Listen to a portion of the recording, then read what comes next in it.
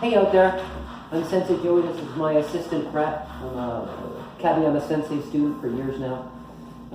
This video itself is just on long swords, right? So if you're clicking on this video, JKD long swords, you're probably looking for something practical and informative and something that makes these things more functional, or at least I'm hoping.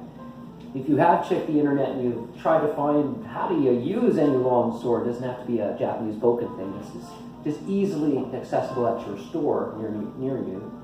You probably didn't find anything that really helped you understand them, right? So that's probably why you clicked a JKD video, and you might be shocked and surprised that there isn't much good JKD long swords, but we do play with these things.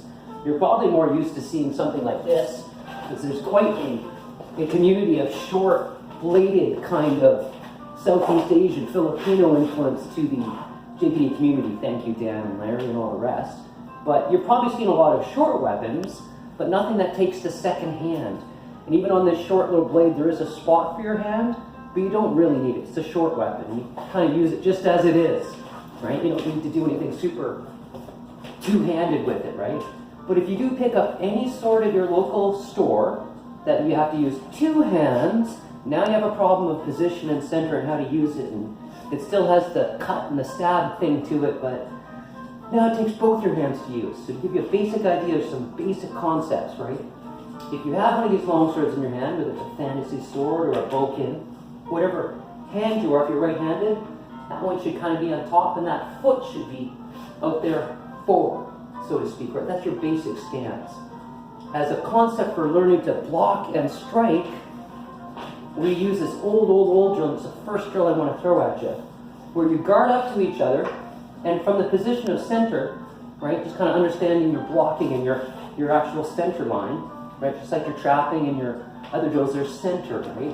So you need control of the position, and just to give an idea of when you see fencing in the Olympics and fencing in, say, kendo tournaments, right, there's this clash that's usually at long range, right, near the tips of the weapons, right, but once you get past that, then it's a positional game. That happens so fast in the Olympics, and you don't usually see it. But it's not by luck or happenstance. There's position based on posture and centering that controls this altercation's outcome. That's why you don't see brand new fencers fencing against the Olympian champions in the Olympics. There's years of controlling and learning about this position.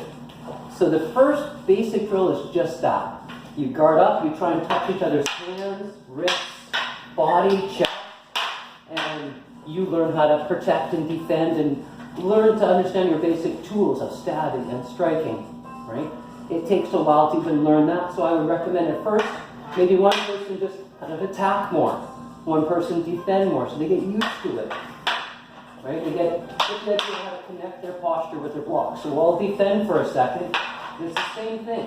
I'm just trying to keep my center strong, right? And by good center, right, all sorts of opportunities to advance and get past this clash, you might say, to get into position to strike, right? So as a basic drill, I recommend that as drill number one. Spend hours with it. Just have fun. Get used to it. You don't need a lot of gear, but after you get better, it's a good idea to take some gear, some hand guards, chest and stomach guard, a helmet of some sort, so you can have contact safely to that very basic learning to guard and protect yourself. It take a while. It might seem like, it's speed or that guy got lucky. No, almost all of it is just position. Right? Just keep a good position, right? If you can see my postures, watch my postures. I'm trying to keep my center very strongly controlling, my motions, right? This concept of center, just a word to try and explain it, right? So I'd like to advance it, and a great way to advance it is, once again, he's going to be mostly defending. I'm being attacking, but it's still defending the basic areas of which he's used to.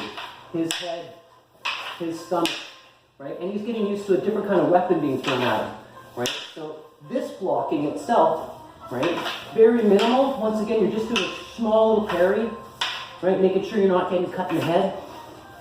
And this will advance the weapon as well. Because it's a slightly different approach when you get attacked by a staff, right? So it opens up your ideas even more combatively.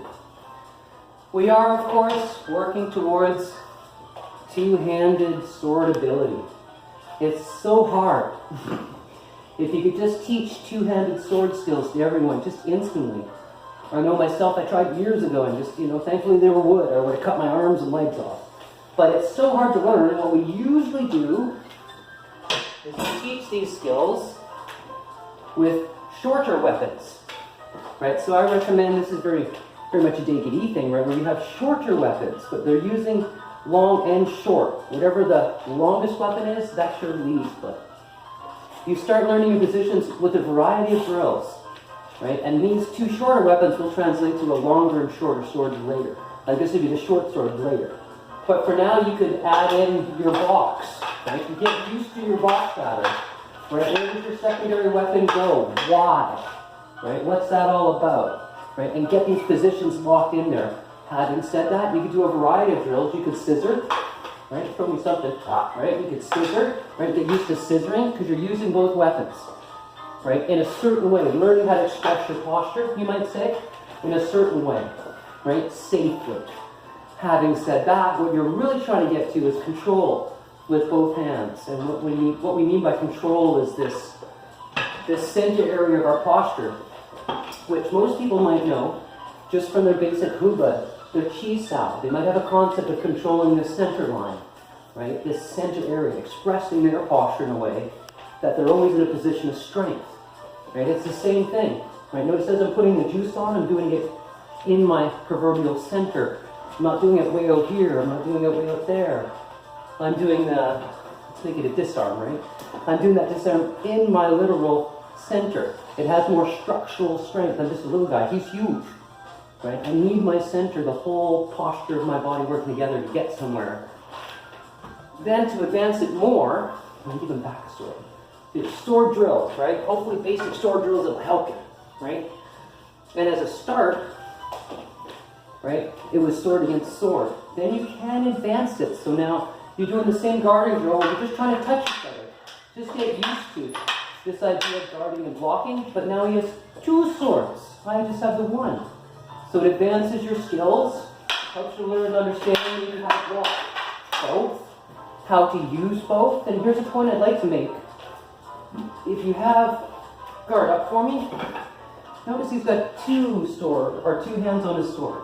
It's a lot of strength, postural strength. If I have one sword, it's important to note he can override that strength very quickly. Right? So as flexible as you might be in your arm, you might have wrists of steel. You can't fight that amount of strength posture. So your secondary weapon takes some of that strength. Does that make sense? And I can ease off some of the power of those two hands by switching it to my secondary weapon, by using them together. Right? And I recommend this drill is this advancement of the same drill. And let's slow down for a second. You're still trying to defend your center, right? But you're still trying to touch and cut safely.